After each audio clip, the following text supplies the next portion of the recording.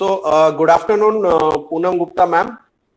आपसे दोबारा बात करके काफी अच्छा लग रहा है। आपने एक बार ऑलरेडी मुझे इंटरव्यू दिया था, but I am very very sorry, किसी वजह से उसमें मेरा आवाज नहीं आ पा रहा था। तो अभी मैंने दूसरे एक ऐप के थ्रू रिकॉर्डिंग कर रहा हूँ, और इस बार मैंने अभी 3-4 ऑलरेडी रिकॉर्ड किए, तो उसमें आवाज भी क्लियर आ रही है और कन्वर्सेशन भी क्लियर है और वीडियो भी clear. So ma'am, yes ma'am, सबसे पहले मेरा सवाल आपसे ये है कि आप आपके बारे में बताइए, आपके एजुकेशन और करियर के बारे में। मैं लास्ट 25 ईयर्स से बेसिकली ऑडिटिंग लाइन के अंदर हूँ। I had started my career as a consultant. मैंने बेसिकली BA MA LLB कर रखा है। इन बिटवीन मैंने फूड एंड न्यूट्रिशन का डिप्लोमा भी किया हुआ था, और फूड के अंदर मेरा ऑलमोस्ट मोर देन 15 ईयर्स का एक्सपीरियंस है अब तक का, और जिसमें मैंने डिफरेंट कंपनीज के साथ एज ए FSTL की तरह काम किया। और जो मेरा कोर सब्जेक्ट है वो है nutraceuticals, milk and milk products और veterinary feed supplements. And food की जितनी मैन्युफैक्चरिंग कंपनीज हैं जिससे नमकीन वगैरह बनाते हैं, उन सब में भी मेरा एक्सपीरियंस है। और कैटरिंग में भी मैंने काफ़ी सारे ऑडिटिंग किए हुए हैं, बिकॉज जब आप बनाना सीख लेते हो तो कैटरिंग में कोई ज़्यादा मुश्किल नहीं आती। तो कैटरिंग के साथ मैंने फॉस्टेक के अंदर बेसिक कैटरिंग का मैंने किया हुआ है। फॉस्टेक से एज ए मैं ट्रेनर हूँ, और एडवांस मैन्युफैक्चरिंग की ट्रेनर हूँ, की ट्रेनर हूँ। Great ma'am. मैम, अब हम आगे बढ़ेंगे। सबसे पहले मैं ये जानना चाहूंगा कि ये जो फूड सेफ्टी की ट्रेनिंग है, ये फॉस्टेक ने तो 2018 से शुरू की है। 17 में उन्होंने ट्रेनर बनाए और 18 से उन्होंने फॉर्मली इसको लॉन्च किया। अभी अराउंड 10 लाख के करीब, 10 लाख से ज्यादा फूड सेफ्टी सुपरवाइजर हुए। मेरा सवाल है कि जैसा आपने बताया 15 साल से इस फील्ड में है, तो फॉस्टेक के आने से पहले फूड सेफ्टी ट्रेनिंग हो रही थी फूड इंडस्ट्री में, और हो रही थी तो किस तरह से, किस बेसिस पे हो रही? बेसिकली इस फॉस्टेक से पहले भी जो बड़ी इंडस्ट्री थी उसके लिए ट्रेनिंग हो रही थी, जैसे FSMS की ट्रेनिंग थी, जो फूड सेफ्टी मैनेजमेंट सिस्टम की ट्रेनिंग थी, BRC की थी, FSSAI की ट्रेनिंग थी। तो ये लेकिन थी सिर्फ बड़ी इंडस्ट्रीज के लिए जो कि इन सर्टिफिकेशन की तरफ जाते थे।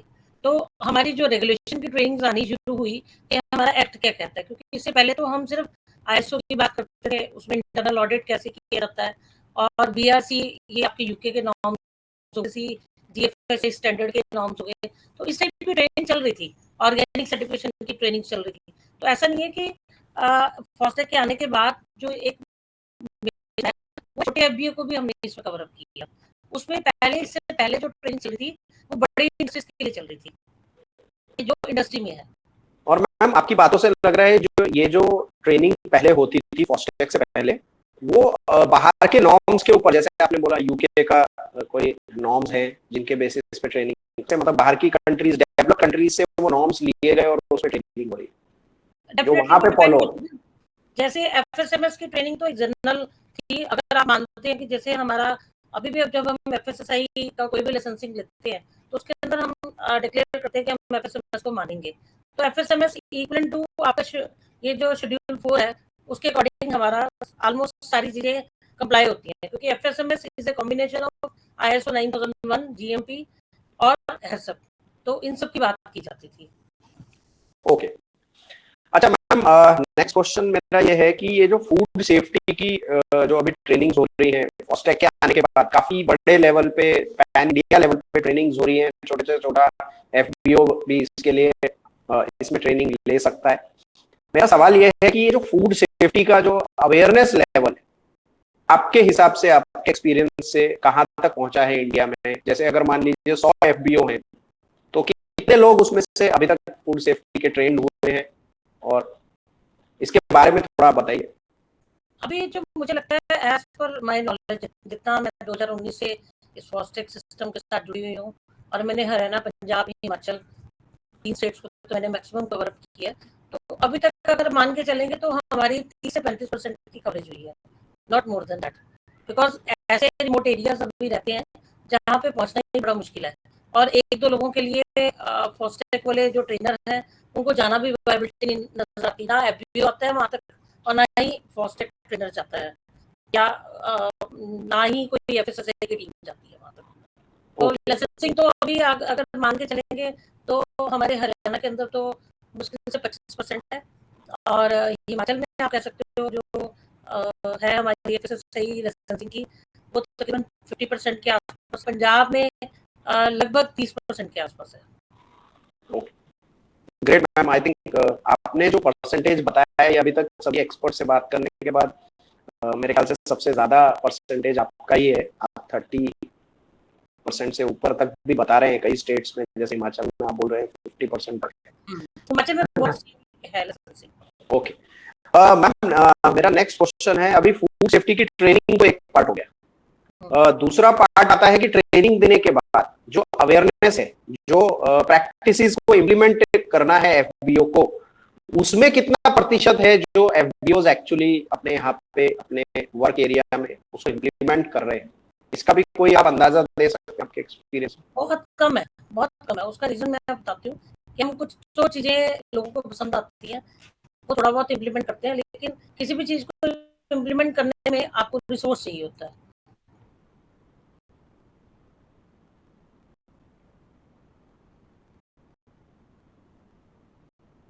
उसमें मनी चाहिए होती है, तो ना फॉलो करते हैं जैसे, तो काफी हद तक इसको इम्प्लीमेंट करती है, लेकिन हम फुली वहां भी हम कहेंगे कि पूरी तरह से उसमें है कमी अभी बड़ी इंडस्ट्री में भी।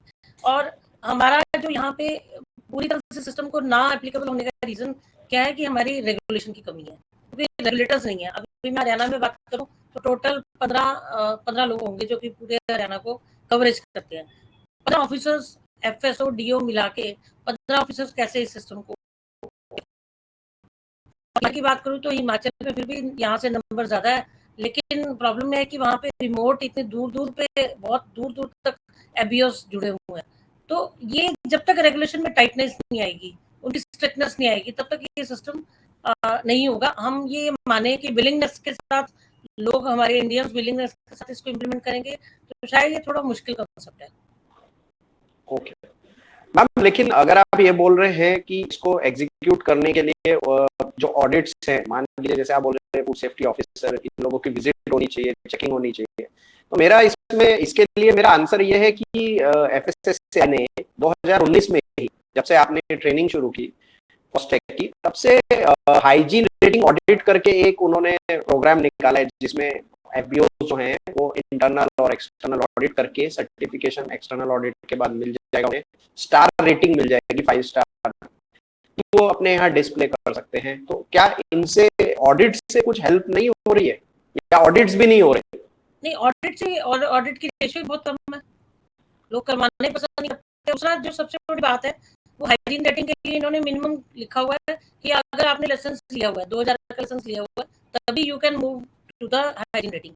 आप कई बार कोई अच्छा स्टोर चल रहा होता है, लेकिन उसने सिर्फ रजिस्ट्रेशन करवाया होता है 100 रुपये वाला, तो वो हाइजीन रेटिंग को फॉलो नहीं कर सकता। तो ये एक मेजर लैकनेस है। या तो इसके बीच में से मिनिमम पैरामीटर हटा दिया जाए कि इधर चाहे वो रजिस्ट्रेशन है या लाइसेंसिंग है, दोनों ही हाइजीन रेटिंग को अप्लाई कर सकते हैं, तब तो थोड़ा रेशियो बढ़ सकता है। हम क्लाइंट को कन्विंस कर सकते हैं कि आप हाइजीन रेटिंग की तरफ जाइए, आपकी दुकान के बाहर स्टार रेटिंग लिखा जाएगा, या आपको जोमेटो और उसके अंदर ये स्टार रेटिंग का बेनिफिट मिलेगा। क्योंकि एक छोटा, हमारे यहाँ पे क्या है, छोटे छोटे दुकानदार है, वो 100 रुपये की रजिस्ट्रेशन के साथ इसको कर लेते हैं इम्प्लीमेंट, तो लेकिन वो हाइजीन रेटिंग में जा नहीं सकते। तो दैट इज मेरा क्वेश्चन।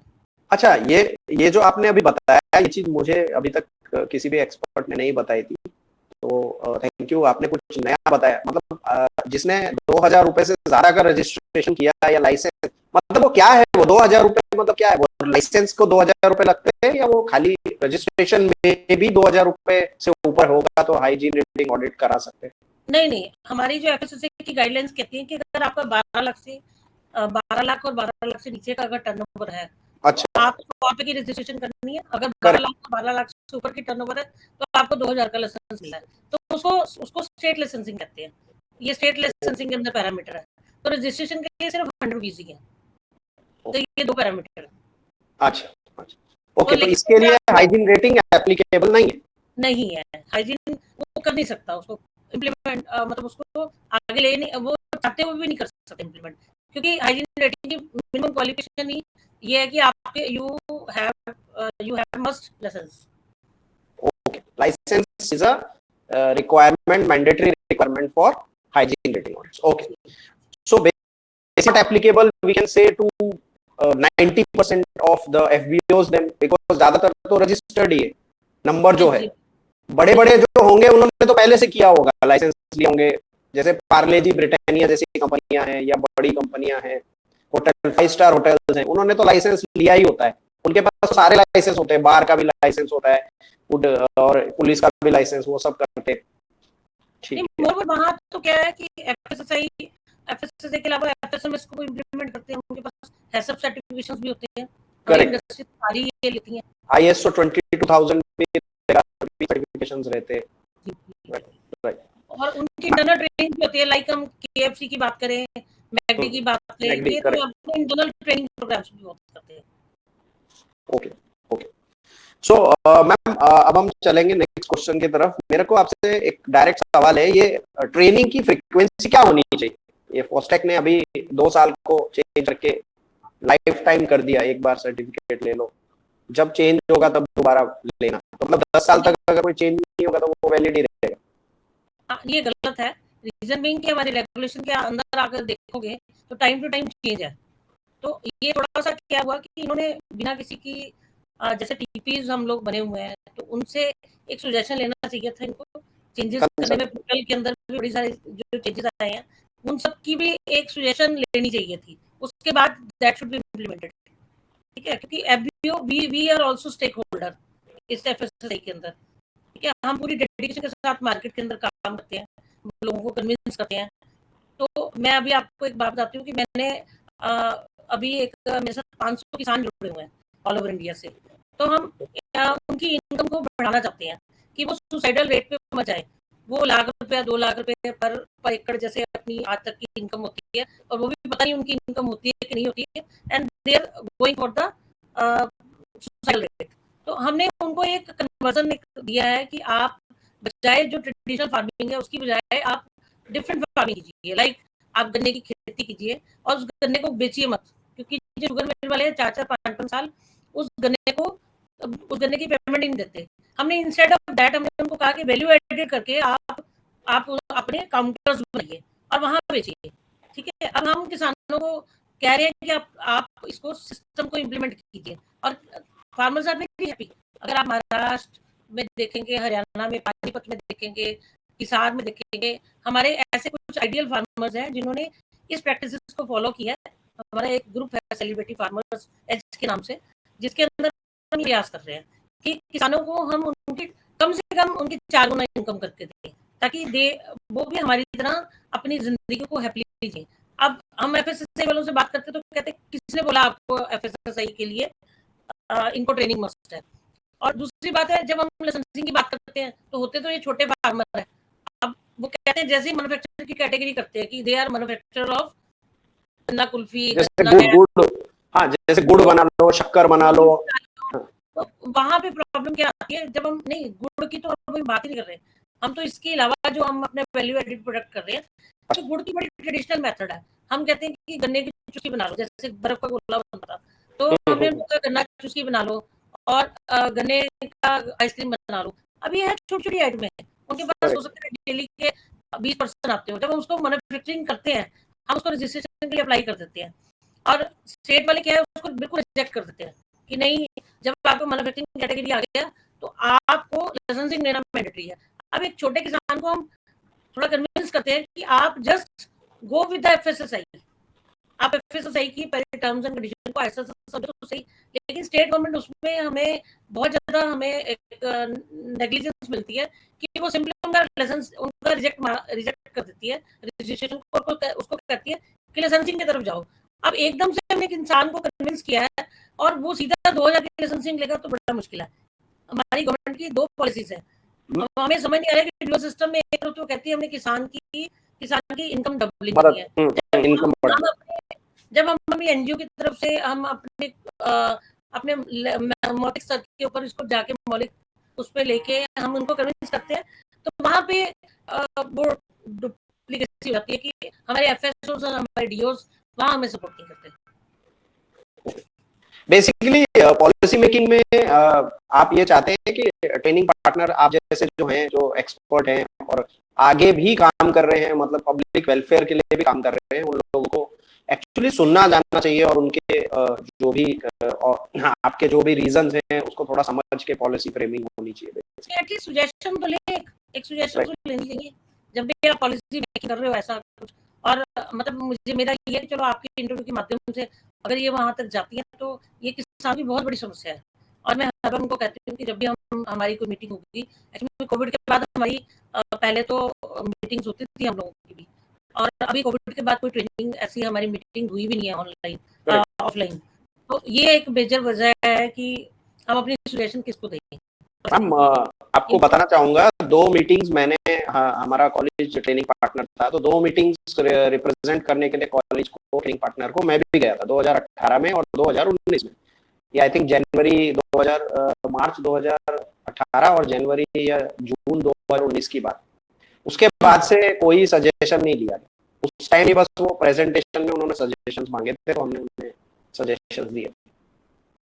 मैम अभी आगे बढ़ते हैं इसमें। आपको लगता है ये जो अभी फूड सेफ्टी ट्रेनिंग का फॉर्मेट है, जो इसमें कि लेक्चर और वीडियो और पीपीटी मोड में ट्रेनिंग दिया जाता है, इसके अलावा कोई और तरीका हो सकता है, आपको लगता है बेटर तरीका हो जिसमें कि हम लोगों को फूड सेफ्टी की ट्रेनिंग दे सकें, बेसिकली उनसे उनको इम्प्लीमेंट करने के लेवल पे ले जा सकें? हाँ, एक्टिविटीज का बहुत बड़ा है, वो हम ऑलरेडी कर रहे हैं। ऐसा नहीं है कि फास्टैग हमें इस चीज़ों में हम समझाती नहीं है, हम इंसिस्ट नहीं करती। जब हमारी रिफ्रेशर ट्रेनिंग हुई थी, बड़ी अच्छी एक्टिविटीज हम लोगों से करवाई गई थी। वो हमने यहाँ पे एफबीओस की, जब हमने फास्टैग की ट्रेनिंग्स की, वहाँ पे एक्टिविटीज भी की कि उनको समझाया एक्टिविटी करके कि एक को पोटैटो बना दिया, एक को ऑनियन बना दिया, बना दिया।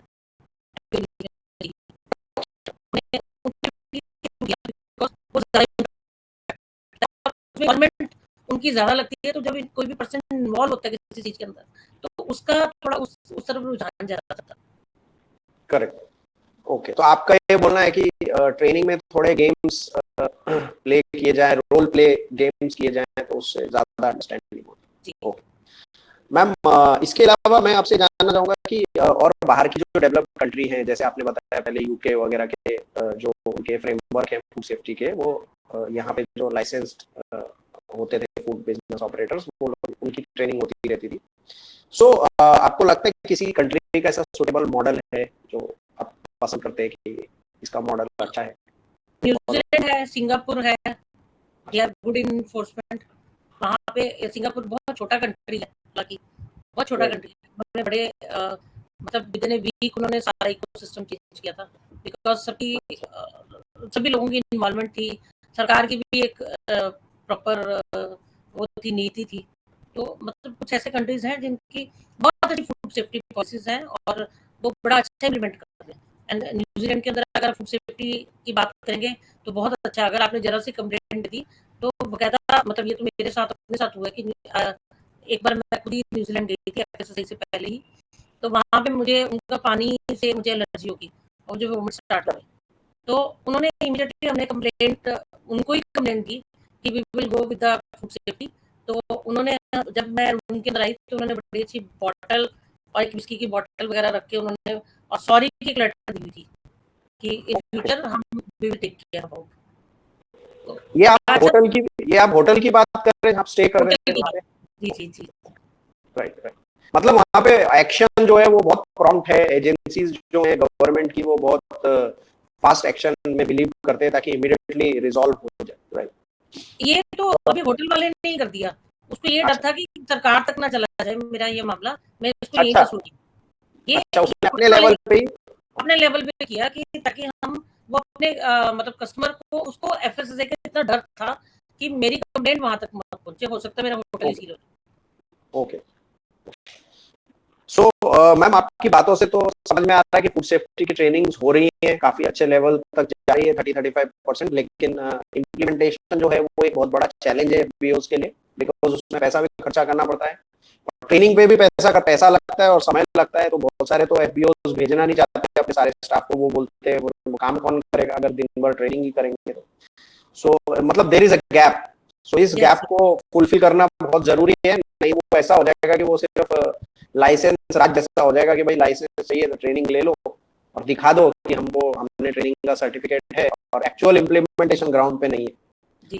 सो मैम अब मैं आपसे, आपने ऑडिट के बारे में भी ऑलरेडी बता दिया, आपने काफी कुछ पहले ही कवर कर लिया।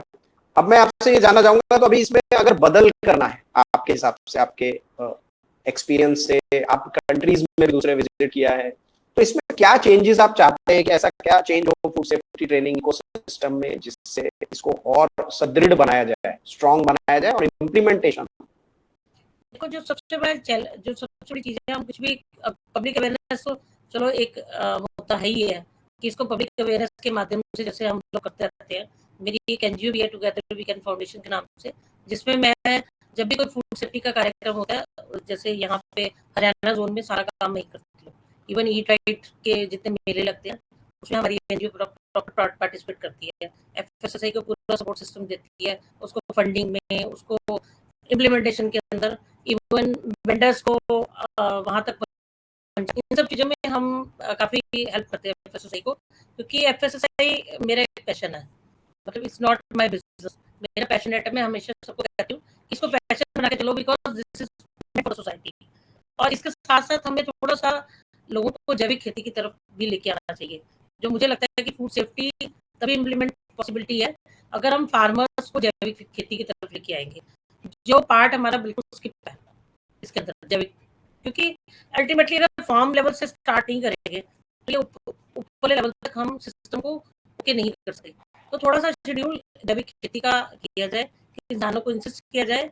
ऐसा नहीं कि किसान सुनते नहीं है, जब मैं अपने एक प्लेटफॉर्म के साथ लोगों को चेंज कर सकती हूँ, ठीक है, उनको रास्ता दिखा के, उनकी इनकम डबलिंग करके, तो जब मैं उनको ऐसी ऐसी चीजें देती हूँ तो वो मानते हैं, ऐसा नहीं कि नहीं मानते किसान, ठीक है। तो हमारी भी एक एनजीओ की एक पैरामीटर्स रहते हैं, अपनी एक ये है कि हमें कोई फंडिंग नहीं मिल रही, इसलिए हम बहुत ज्यादा एरिया कवर अप नहीं कर रहे।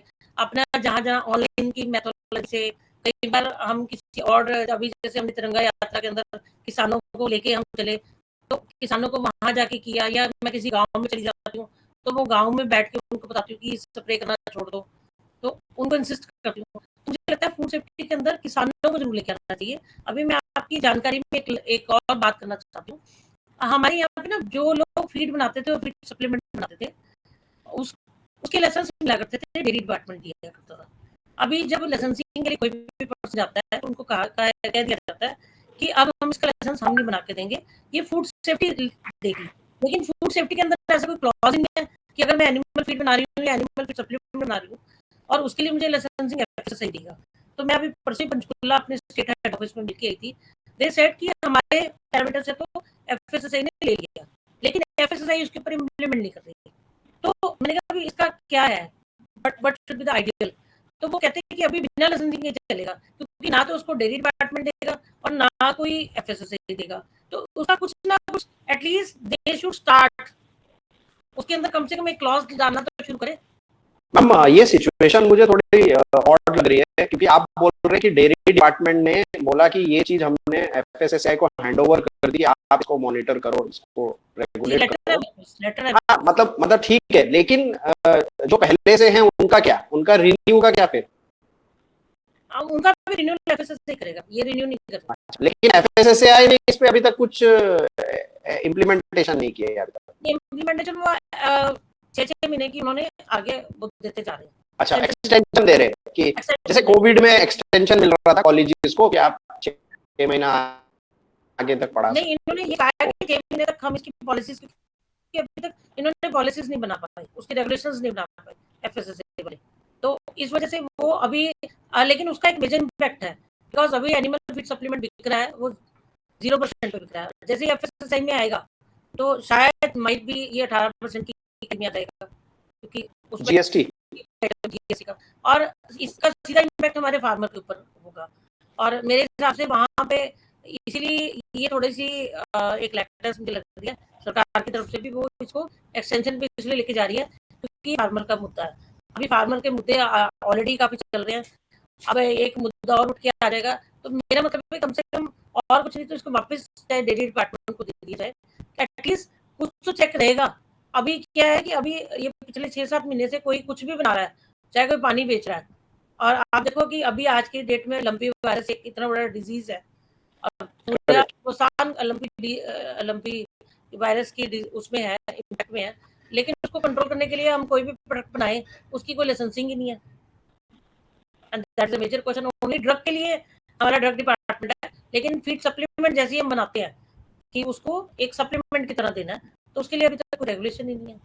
तो और अगर ऐसा ही होता रहा तो आप देखो कि हमारे जो पशुधन है, जो कि which is required for our country को जनरेट करने के लिए, हमारी प्रोग्रेस को करने के लिए, हमारे किसान मर जाएंगे, हमारे पशु मर जाएंगे, तो मतलब आप देखो कि हमारी इकोनॉमी कहाँ जाएगी। इंडिया का तो कैटल स्टॉक मेरे ख्याल से वर्ल्ड का लार्जेस्ट है। जी जी जी जी जी। और यहाँ पे सिर्फ दूध ही नहीं, मतलब इवन मीट के लिए बोले या और यहाँ पे तो पूजा भी की जाती है जानवरों की, तो थोड़ा सा आई डोंट नो, उसके ऊपर रेगुलेशन शायद बहुत जल्दी लाया जाए तो अच्छा है। जी जी जी।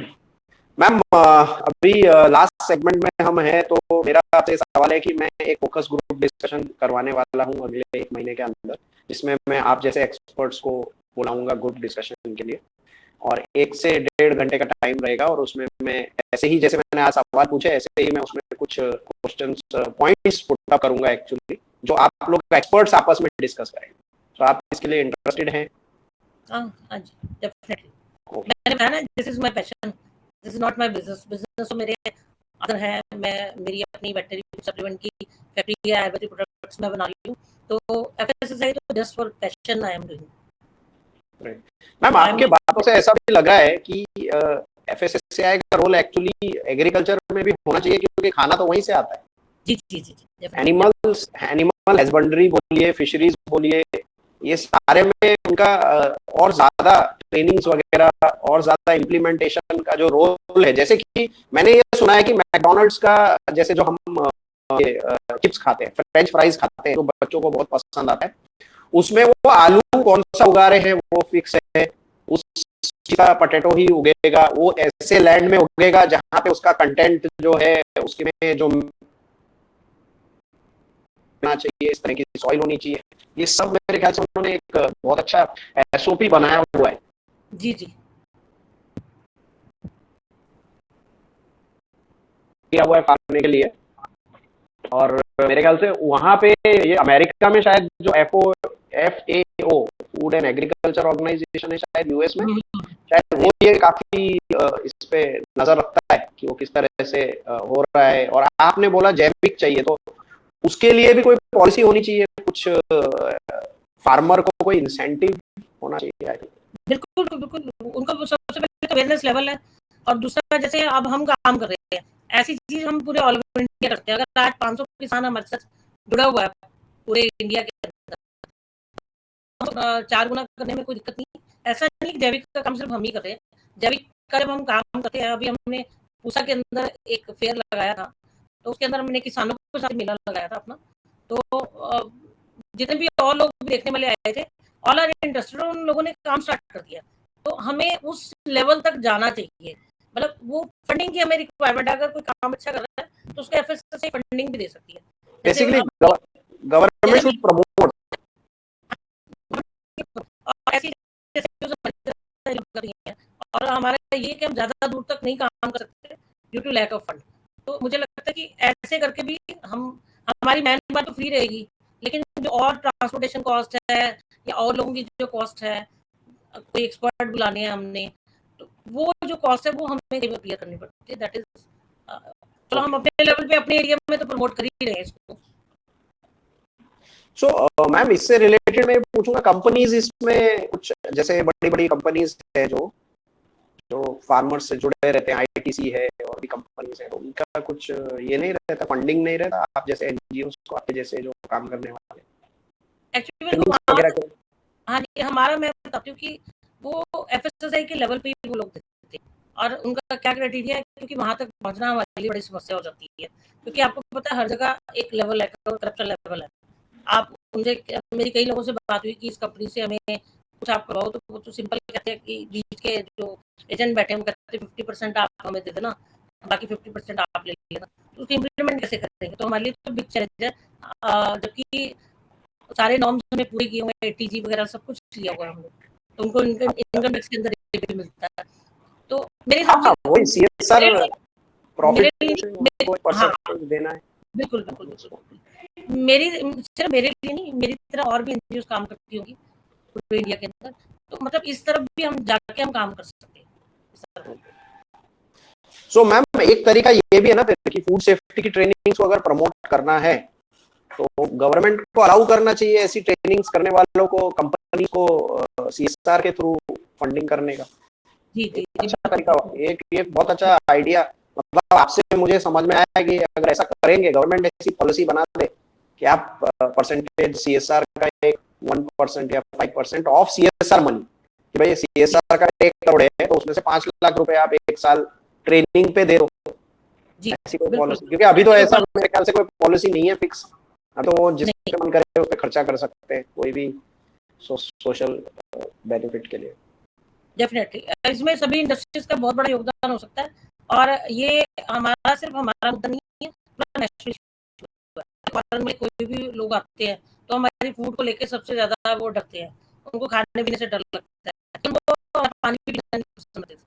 आप देखो, वो अपनी बॉटल भी साथ साथ कैरी करते हैं। Correct correct. नहीं, इवन फॉरेनर्स ही नहीं मैम, इंडियंस, अगर कोई इंडिया 5 साल 2-4 साल America, Dubai, US, UK, Canada में रह के आ गया, न्यूजीलैंड, ऑस्ट्रेलिया, तो उसको यहाँ का पानी सूट ही नहीं करता है, फिर ऐसा हो जाता है, मतलब वो किधर भी पानी पिएगा तो बीमार हो जाता है। बिल्कुल बिल्कुल। तो ये इस तरफ हमारा है कि सरकार को थोड़ा सोचना चाहिए, जो एग्रेसिव मोड के अंदर काम करना चाहते हैं, इसको बिजनेस ना बना के थोड़ा सा सोशल कॉस्ट की तरफ लेके चले, that will be more beneficial. Right, thank you very much ma'am. आपने सवालों के काफी अच्छे जवाब दिए और 2-3 ऐसे पॉइंट्स निकल के आए हैं जिसके बारे में एक्चुअली पॉलिसी इनिशिएटिव गवर्नमेंट को लेना चाहिए। और मेरा रिसर्च में अगर मेरी रिसर्च में ये सब पॉइंट्स रिसर्च करेंगे, मैं इनको हाईलाइट करूंगा ताकि ये चीजें सबको पता चले और सब मिलके इसके ऊपर अगर बोलेंगे और बताएंगे तो गवर्नमेंट, आई थिंक एक सिग्नल ग्रुप पे हैं आप, तो वहां पे एक बात हो रही थी ना, तो वहां पे मेरे ख्याल से रिक्वेस्ट डाल सकते हैं। अभी कुछ दिन पहले तो 4-5 लोगों ने ऐसा रिक्वेस्ट डाला था ना कि एक ये होना चाहिए, मीटिंग होनी चाहिए। जी जी जी, मैंने डाला है उसमें हाँ, डाला है। मैंने भी अपनी तरफ से बताया था कि 18-19 में हुई थी और हमने पार्टिसिपेट किया था, उसके बाद कुछ आया ही नहीं है। और सिर्फ ट्रेनिंग पार्टनर्स ही क्यों, ट्रेनर्स, असेसर्स जो हैं 2000 के करीब, उनकी भी, मेरा तो बोलना है कि हर महीने कोई ना कोई मीटिंग करो और उसके बारे में डिस्कस करो, सबसे चर्चा करो। और ये ग्रुप जो है फूड सेफ्टी ट्रेनिंग का, और ऑडिट वाले भी, हाइजीन रेटिंग ऑडिट वाले भी जो है, मेरे ख्याल से इन सबको साथ में लेके करेंगे तो और अच्छी पॉलिसी बनाई जा सकती है। वी डोंट नो किसके, जैसे आपने 1-2 आइडियाज दिए, कोई और भी कोई आइडियाज देगा तो उसको और। अभी हाइजीन रेटिंग के बारे में थोड़ा सा बोलना चाहती हूँ कि हाँ हाइजीन बताइए। रेटिंग के अंदर जो सक्सेस ना होने का, मुझे लगता है अच्छे लेवल पे ऊपर सक्सेस नहीं होती। लाइक मैं आपको बताती हूँ कि मैंने हाइजीन रेटिंग के लिए अप्लाई किया था, एंड मेरा 25 साल का एक्सपीरियंस है, एंड एफएसएसआई ने सिंपली रिजेक्ट कर दिया था कि आप इसी कंपनी के एम्प्लॉय नहीं है, तो हम आपको हाइजीन रेटिंग नहीं प्रोवाइड कर सकते, हम आपको उसका ऑडिटर नहीं बना सकते। तो वेयर इज माई एक्सपीरियंस, आप कल के उठे बीटेक के बच्चे को हाइजीन रेटिंग का ऑडिटर बना देते हो, उसको अप्रूव कर देते हो, वो ना तो वो कस्टमर को कन्विंस कर सकता है, बिकॉज ये ऑडिटिंग है, दिस इज नॉट इंस्पेक्शन। तो ऑडिटिंग के अंदर हम लेटर ऑन एक बंदे को एक अवेयरनेस लेवल भी दे सकते हैं। मेरे हिसाब से लाइक आई एम 50s, तो मैं ज्यादा अच्छा किसी को कन्विंस करती हूँ बजाय कि एक 22-23 साल की लड़की की बजाय, क्योंकि उसका उतना इम्पैक्ट नहीं होता, और ना ही मतलब वो किसी के साथ उसको कन्विंस उतना अच्छा मेथोडोलॉजी रहती है, उसका जो रिस्पॉन्सिबिलिटी लेवल है वो रिस्पॉन्सिबिलिटी लेवल भी कम होता है। तो हमारी जो हाइजीन रेटिंग, जो मुझे लगता है हमारे एरियाज के अंदर यह है कि वो 21-22 साल के बच्चे कर रहे हैं, और that is a very very bad thing. क्योंकि मैं एक चीज समझती हूँ, इंस्पेक्शन और ऑडिटिंग दो ऐसे फील्ड है कि जिसमें जितना ज्यादा इंसान मेच्योर होगा, एक तो पहला सजेशन उसका एक्सपीरियंस बोलेगा, वो थ्रू एक्सपीरियंस उनके साथ शेयर करेगा, और दूसरा उसकी बात को वजूद दिया जाता है। नहीं, करेक्ट है मैम, टीचिंग भी तो यही है। अभी हम ट्रेनिंग करते हैं, टीचिंग फील्ड में हूँ मैं, तो टीचर अगर अपना एक्सपीरियंस शेयर करता है तो बच्चों को ज्यादा अच्छे से वो चीज एग्जाम्पल के थ्रू समझ में आती है, बजाय सिर्फ थ्योरी पढ़ाने के। सही, आपने सही कहा। हाँ, तो ये क्राइटेरिया क्या है कि मैं अगर किसी कंपनी की मैं एम्प्लॉय नहीं हूँ तो I can not be hygiene auditor. This is a stupid हाँ, question. but this criteria is not there for trainers and assessors for तो इसलिए उसमें कोई भी किसी से जुड़ के काम कर सकता है। जैसे अभी मैं ट्रेनर हूँ केटरिंग का, तो मैं किसी भी ट्रेनिंग पार्टनर के साथ, मैंने 5-6 ट्रेनिंग पार्टनर के साथ काम किया है, पूना में, मुंबई में ट्रेनिंग दी है, औरंगाबाद हो गया, नासिक हो गया, तो वो लोग बुलाते हैं, बेलगांव तक गया था मैं। सो ये ओपन एंडेड रहेगा तो ज्यादा बेटर रहेंगे ऑडिट्स। बिल्कुल बिल्कुल, क्योंकि मेरे जैसे मेरी कंपनी भी ट्रेनिंग पार्टनर है, तो मुझे किसी चीज की जरूरत पड़ती है एक्सटर्नल उसमें, तो I can hire other people also. ऐसे प्रॉब्लम बेसिक जो भी आजकल जो मुद्दा चल रहा है वो that is a major problem, that is की एडवांस ट्रेनिंग। अब हमें एफडीएस के साथ बातचीत की हुई है, हमें कॉन्ट्रैक्ट मिले हुए हैं, अब वहाँ हमें आके मेजर प्रॉब्लम है कि हमने एडवांस मैन्युफैक्चरिंग की ट्रेनिंग ली हुई है, हम बेसिक मैन्युफैक्चरिंग के लिए वैलिड नहीं। आप बताओ, जिसने उसको 1 से 10 तक पढ़ाना क्या मुश्किल काम है? वो that is a big challenge. Ma'am, इस पे मैंने भी फॉस्टेक डिपार्टमेंट को, मिस्टर वीरेंद्र सिंह शेखावत है आई थिंक अभी मैनेजर, तो उनको मैंने मेल लिखा था। उन्होंने मुझे सीधा बोला कि आप एलिजिबल नहीं हो क्योंकि आपने बेसिक केटरिंग का पीओटी नहीं अटेंड किया, उसका सर्टिफिकेट। तो मैंने कहा मैं एडवांस को पढ़ा रहा हूँ, अगर मैं मास्टर्स के बच्चों को पढ़ा रहा हूँ कैटेगरी के, तो बैचलर के बच्चे को पढ़ाने के लिए मैं एलिजिबल नहीं हूँ, ये कैसे हो सकता है? तो उनके पास कोई जवाब नहीं था, उन्होंने खाली यही लिखा, no it is policy matter, you have to do a basic POT. मैंने कहा ठीक है, तो फिर आप कंडक्ट कर लो, आप कंडक्ट करो बेसिक पीओटी। कर ही नहीं रहे, अभी तो कोई शेड्यूल ही नहीं आया 2 महीने से। नहीं, वो कह रहे हैं कि अक्टूबर में करेंगे। मैंने कहा सर अक्टूबर तो फेस्टिवल का सीजन है, हाँ, दिवाली, दशहरा, नवरात्रे क्या।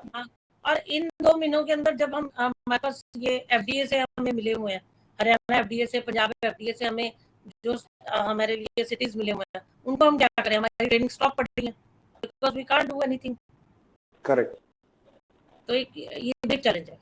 नहीं, बट ऐसे में नाम भी खराब होता है ना फिर। हाँ, अगर आप ट्रेनिंग किसी वजह से नहीं कर पा रहे तो अगली बार आपको अप्लाई बिल्कुल। अभी मेरे पास एक कॉर्पोरेट कंपनी का है, वो डिसाइड कि 200 वर्कर्स हमारे ट्रेन करने हैं, तो 200 वर्कर तो मतलब खुद विलिंगनेस के साथ आगे आए हैं। तो जब आगे आ रहे हैं तो नेचुरली अब हम उनको डिनाई कैसे करें, क्योंकि हम पूरे हमारे इधर नॉर्थ इंडिया के अंदर कोई भी हमारे जैसा कोई है ही नहीं, कोई जिसके पास बेसिक ट्रेनिंग का। अब मैं बेसिक कैटरिंग की जरूर मैं ट्रेनर हूँ, लेकिन मैं मैन्युफैक्चरिंग के अंदर उसको ले ही नहीं पा रही। अब जब ट्रेनिंग लेनी है तो मैन्युफैक्चरिंग की आपको ट्रेनिंग देनी है, कैटरिंग की देनी नहीं।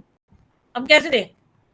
That is a very big question. तो मुझे लगता है जो पिछले 4-5 साल में हमने जो एक बड़ा नंबर बनाया, वो अगर इसी तरह से ये पॉलिसी रही तो आने वाले 5 सालों के अंदर इसका 10% भी नहीं रहेगा, ये सिस्टम नहीं। अभी वो मैम, जब तक ये बेसिक ट्रेनिंग करवाएंगे और उसके बाद दोबारा से जो उनका फास्टैग की साइट पे नंबर दिखाता है ना कि 10 लाख हो गए, 11 लाख हो गए, तो वो भी तो सरकार को चाहिए है ना कि भाई लोग ज्यादा से ज्यादा जल्दी भी ट्रेन हो ना, ऐसा ना हो कि 10 साल लग जाए। अभी the whole world is moving so fast, changing इतना जल्दी हो रहा है, ऑनलाइन चीजें हो रही है, तो गवर्नमेंट को इस बारे में थोड़ा सोचना चाहिए था। एक्चुअली अगर ये करना था तो पहले उनको ट्रेनिंग्स करवानी चाहिए थी कि भाई हम ये 6 महीने बाद कैंसिल कर देंगे, तो आप लोग ट्रेनिंग कर लो जिसने भी नहीं की है, तो then we should have gap, there is a gap. या आप इस सिस्टम को इंप्लीमेंट कर देते हो, उसके बाद बताते हो। हाँ, उसके बाद भी इन्होंने शेड्यूल नहीं बनाया, इन्होंने जून तक का ही शेड्यूल बनाया था, अप्रैल मई जून, थर्ड क्वार्टर का इन्होंने इस साल का शेड्यूल ही नहीं बनाया ही नहीं। ये बिग चैलेंज। हाँ, चलिए ma'am, thank you very much, आपसे बात करके बहुत अच्छा लगता है, और आज आपने इंटरव्यू दोबारा देने के लिए रेडी हो गए, इसके लिए मैं आपका बहुत बहुत धन्यवाद कहूँगा। और मैं आगे देखता हूँ मैम, अभी ग्रुप डिस्कशन है फोकस ग्रुप डिस्कशन आप जैसे एक्सपर्ट्स का वो कब हो पाता है तो मैं उसके लिए फॉर्मली आपको मेल भेजूंगा। सो अराउंड 15-20 दिन, 1 महीने में मेरे इंटरव्यूज खत्म होने के बाद फिर मैं वो कंडक्ट करूंगा। तो thank you very much ma'am, and have a nice day. Thank you.